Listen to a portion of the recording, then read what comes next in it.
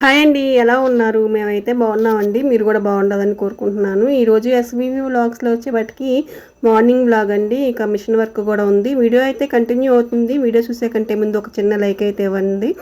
మీరిచ్చే లైక్ వల్ల వీడియో అనేది మరికొంతమందికి రీచ్ అవుతుందండి. దానివల్ల నాకు వీడియోస్ అనేది సపోర్ట్ అవుతుంది వీడియోస్‌కి.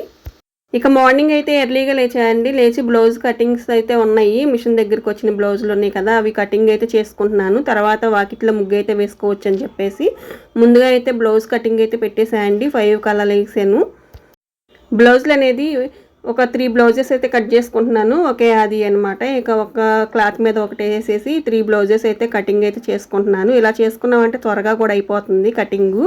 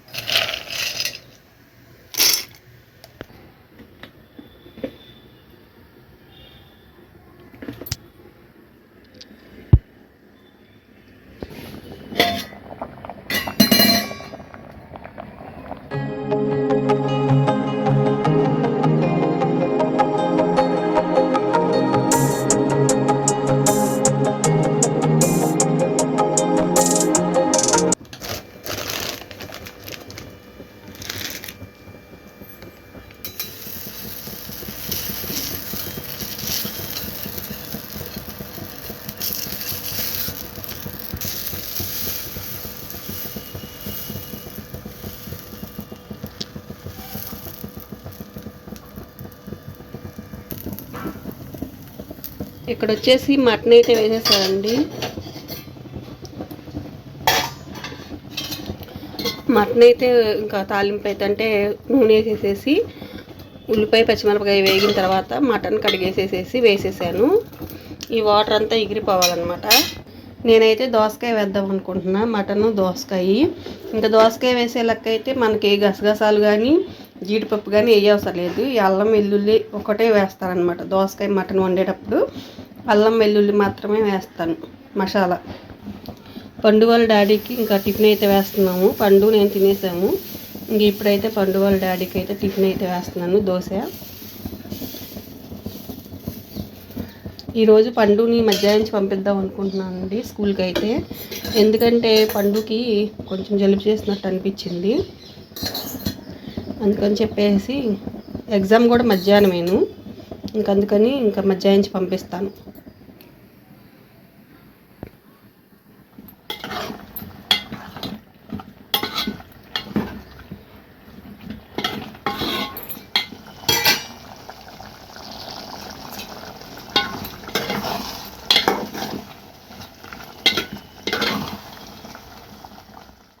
కూర అయితే అయిపోయిందండి. ఇక అన్నం కూడా వండేసాను. ఒక పండుకైతే టైం అయితే అయిపోతుంది, స్కూల్ టైము. ఇంకా అన్నం అయితే తినిపించాలండి. ఈ నాన్ వెజ్ కర్రీస్ ఉంటే తక్కువ వాడు తీసుకొని తినటం అయితే తినిపించమంటాడు. ఇంకా తినిపిస్తానమాట. చేపల కూర అయితే ఎట్టయినా తినిపించాల్సిందే, తప్పదు, ముళ్ళయి ఉంటాయి కాబట్టి. ఇంకా మటన్ కానీ చికెన్ కానీ అయితే ఒక్కోసారి వాడు తీసుకుని తింటాడు, ఒక్కోసారి తినిపించమంటాడు. పండుకి జలుబు చేసిందండి, అందుకని మధ్యాహ్నం అయితే స్కూల్కి అయితే పంపిస్తున్నాను. ఈరోజు అసలు పంపించపోదును, కానీ ఎగ్జామ్స్ అయితే ఉన్నాయి కదా, అందుకే పంపించాల్సి వస్తూ ఉంది. టైం అయితే 12:30 అయిపోయిందండి. ఇక టైం అయితే అయిపోయింది. ఇంకా వాడు బ్యాగ్ సర్దేసుకోవాలి, ఇంకా పంపించాలన్నమాట. స్కూల్ బ్యాగ్ ఇంకా కిందకైతే తీసుకెళ్తున్నాను. ముందే పండు అయితే కిందకి వెళ్ళిపోయాడు, చెప్పులు అయితే వేసుకుంటున్నాడండి.